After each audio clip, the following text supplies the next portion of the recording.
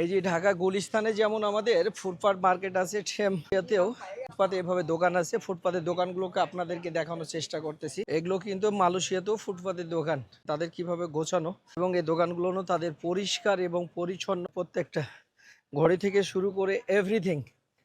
এই যে এটা হচ্ছে ক্যাফের এবং তাদের যাত্রী ছাউনিটাও দেখেন। আর একটা কথা হচ্ছে, ফুটপাতের দোকান বলে না, পরিষ্কার এবং পরিচ্ছন্ন।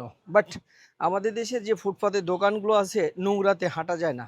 উন্নত শহর সবসময় সব কিছুই উন্নত থাকে। রাস্তার পারেও এটা হচ্ছে গাড়ি ঘোড়ার রাস্তা, তারা কিন্তু গাড়ি ঘোড়ার যে রাস্তাটা সেটাও পরিষ্কার রাখছে। দুই পাশেই কিন্তু এটা কিন্তু সমস্ত গুলিস্তানের মতোই মালয়েশিয়ার সিটিতে হানিফা মার্কেটের পাশেই। শেয়ার ম্যাক্সিমাম দোকানের সেলসম্যান হচ্ছে লেডি, ব্যাগ, বার্মিস। আমরা উঠছি মেট্রো স্টেশন।